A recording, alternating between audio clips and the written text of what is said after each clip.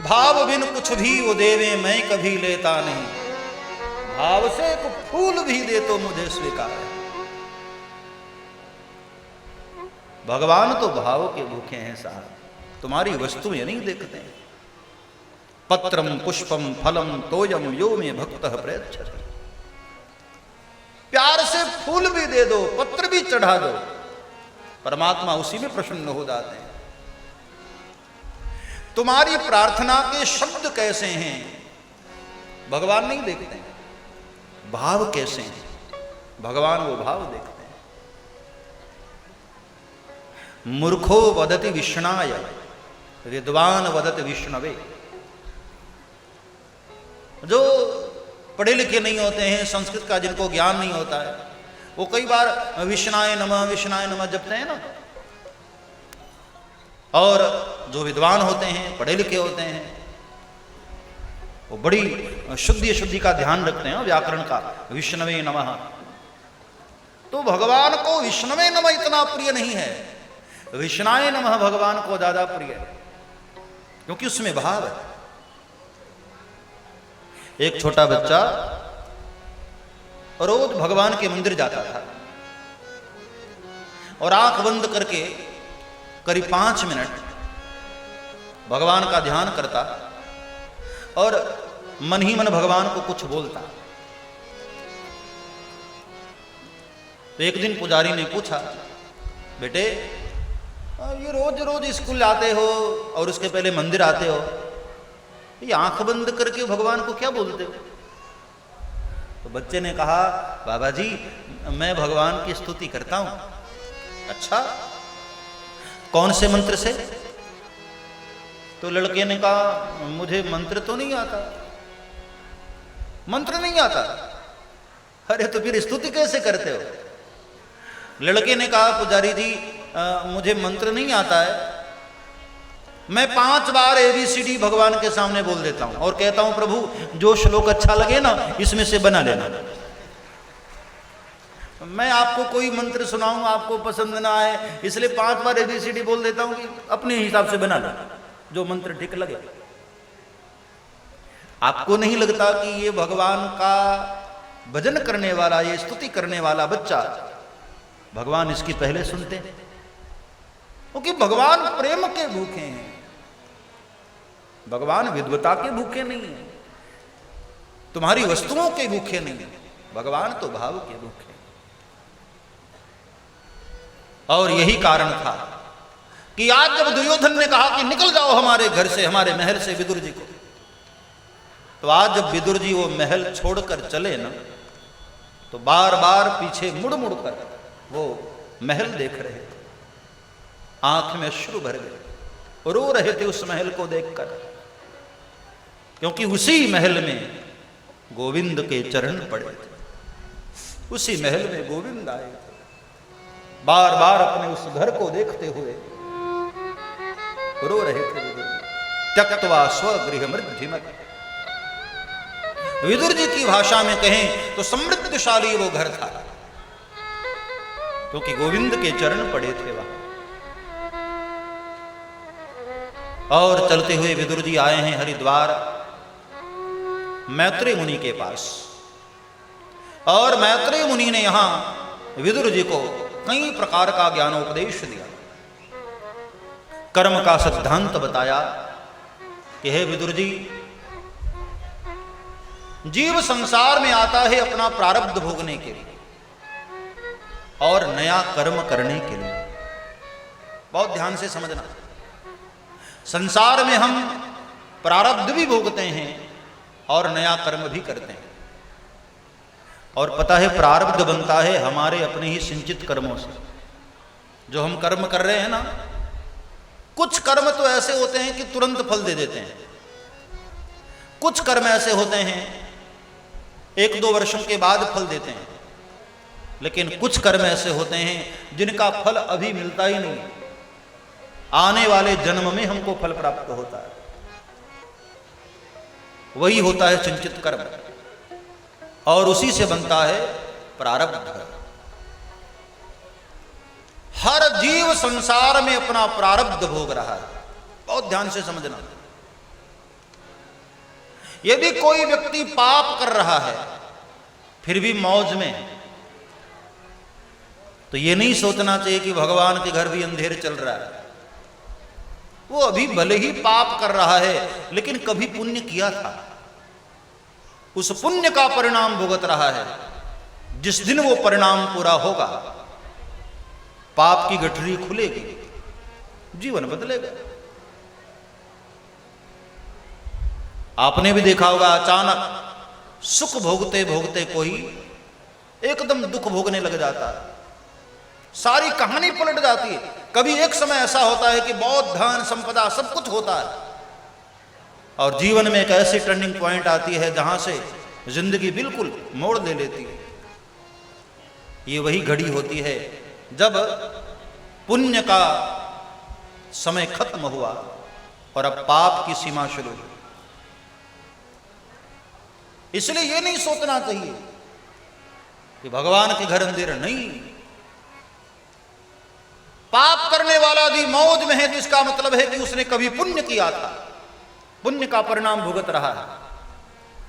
इसलिए हमें हमेशा सावधान होना चाहिए। कर्म का फल ऐसा है, मिलता ही है साहब। अच्छा करोगे तो भी, बुरा करोगे तो भी। और मजे की बात सुनो, कर्म का फल तुम्हें ही भुगतना पड़ता है, तुम्हारे परिवार को नहीं, तुम्हारे घर वालों को नहीं। तुम्हारे कर्मों के जिम्मेदार तुम स्वयं होते हो। इसलिए कर्म कोई भी करो तो बहुत विचार कर करना, बहुत सावधान होकर, कहीं बाद में हमको ही पछताना पड़े, क्योंकि भुगतना तो हमको है।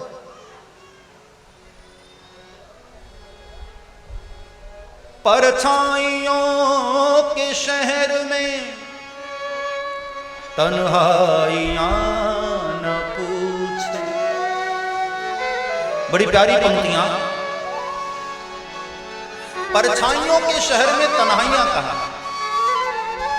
कोई व्यक्ति सोचे कि अपनी परछाई से वो तन्हा हो जाए, ये संभव नहीं है साहब। तुम्हारी परछाई तुम्हारे ही पीछे चलती है। कभी आप प्रैक्टिकल करके देखना, अनुभव करके देखना कि आपकी परछाई आपके बच्चे के पीछे न जाए, आपकी पत्नी के पीछे न जाए, आपकी छाया आप ही के साथ चलती है। मतलब तुम्हारे कर्मों का परिणाम तुम्हें ही प्राप्त होता है। परछाइयों के शहर में तन्हाइयां नहीं होती। अपनी परछाई से आप तन्हा नहीं हो सकते। अपने ही कर्मों से नहीं बचा जा सकता है साहब। अपने कर्मों का फल अपने को ही भुगतना पड़ता है। इसलिए सावधान, कर्म करते हुए सावधान रहना। भुगतना भी तुम्ही को है, हाँ, पाना भी उसका फल तुम्ही को है। इसलिए सावधान। ये कर्म का सिद्धांत बताया।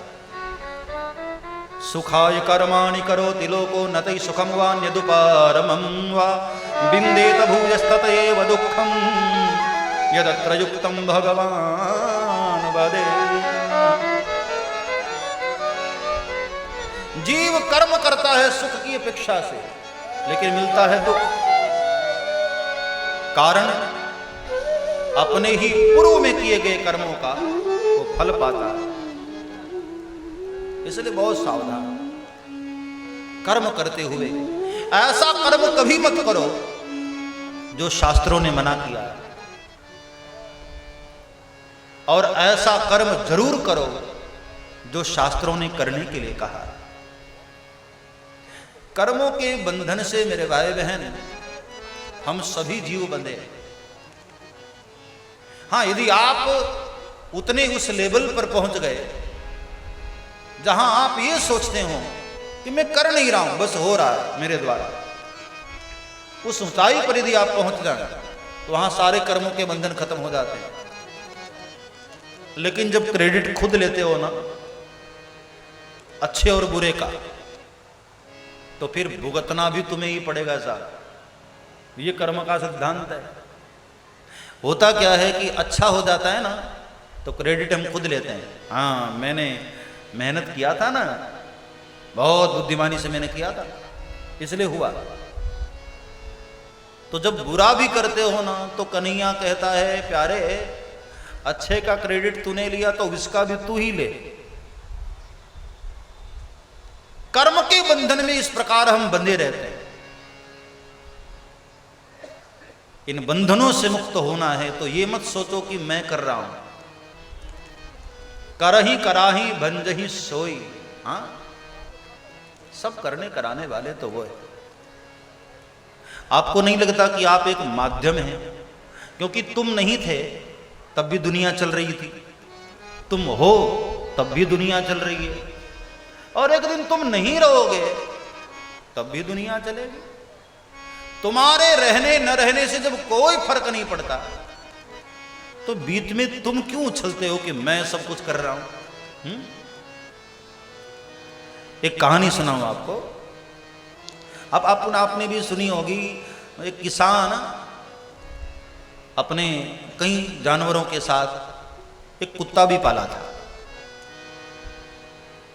पुराने जमाने के बाद बैलगाड़ियों से जब लोग सफर करते थे तो एक दिन किसान को कहीं जाना था, तो बैलगाड़ी पर पूरा सामान रखा उसने और जाने लगा, तो कुत्ते को भी साथ में ले लिया और कुत्ता भी साथ साथ चल रहा है। अब हुआ क्या कि बैलगाड़ी के नीचे नीचे वो कुत्ता चल रहा है। एक दो बार ऐसा हुआ इत्तेफाक से कि जहां बैलगाड़ी रुकनी होती थी कुत्ता रुके और बैलगाड़ी रुक जाए। अब एक दो बार ऐसा हुआ कि कुत्ता रुका और इत्तेफाक से बैलगाड़ी भी वहीं रुक गई। तो कुत्ते को ऐसा लगने लगा, अच्छा ये बैलगाड़ी मेरे हिसाब से चल रही है, मैं रुक रहा हूं बैलगाड़ी रुक जा रही है, मैं चल रहा हूं तब ये चल रही है। वाह! अब कुत्ते को अभिमान शुरू हुआ, कुत्ता फूलने लगा आकड़ में कि देखो तो कितना जिम्मेदार हूं मैं। हाँ, मैं न रहूं ये बेचारे किसान का क्या होगा? कितना बोझ ढोता हूं मैं, कितनी मेहनत करता हूं। कुत्ते को अभिमान शुरू हुआ। बीच में उसने बैल को भी आंख दिखाई, ठीक से चल जरा। तो बैल ने कहा तुझे क्या हो रहा है? आराम से चला जा रहा था और अचानक इतना फूलने लग गया। कुत्ते ने कहा तुझे दिखाई नहीं दे रहा है, पूरा बोझ लेकर मैं चल रहा हूं, बीच में तू इधर उधर कुछ खटपट कर रहा है। बैल ने कहा ओ बड़े भाई, ये तेरे कारण नहीं चल रहा है। कुत्ते ने कहा कि अभी तक मैं सोच रहा था कि मेरे कारण नहीं चल रहा था, लेकिन अब मुझे पक्का हो गया, मैं ही चला रहा हूं इसको। अब हुआ ये कि एक जगह कुत्ता रुका, बैलगाड़ी रुकी नहीं, चलती रही। तब कुत्ते को लाइट हुआ कि हाँ वो बैल सही कह रहा था, मैं नहीं चला रहा।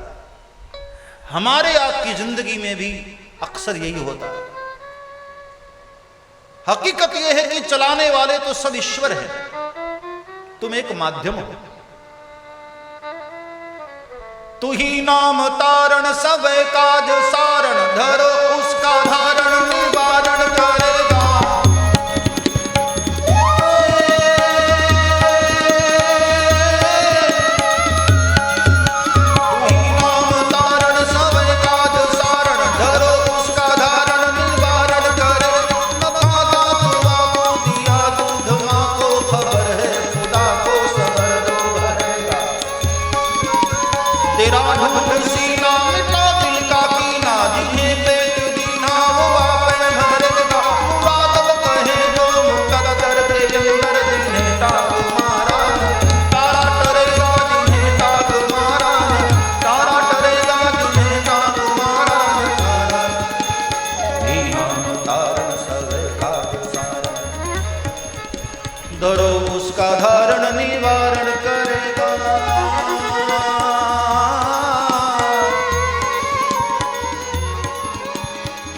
परमात्मा ने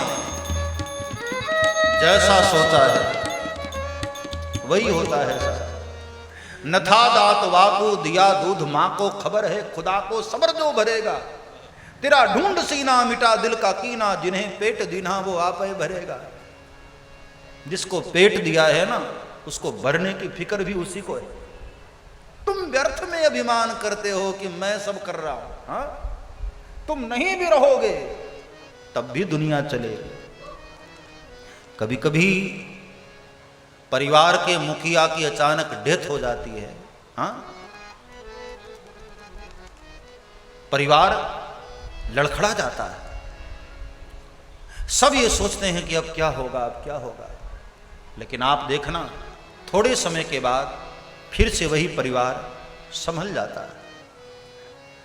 हाँ, उस स्पीड में नहीं चलता है, धीरे धीरे चलता है, लेकिन संभल तो जाता है। इसलिए इस बात का अभिमान कभी मत करना कि तुम घर को चला रहे हो। तुम एक कार्यकर्ता हो, तुम एक माध्यम हो, एक यंत्र की तरह हो। पीछे चलाने वाला तो कोई और है। संसार को चलाने वाला कोई और है। इसलिए सावधान। अपने कर्मों की जिम्मेदार हम खुद होते हैं। इसलिए हमेशा भगवान को क्रेडिट दो कि मालिक, मैं तो एक कार्यकर्ता हूं, करने वाले तो आप। सब्सक्राइब करें श्री चिन्मयानंद बापू जी के YouTube चैनल को और हमारे वीडियोस को सबसे पहले देखने के लिए बेल आइकॉन को दबाना न भूलें।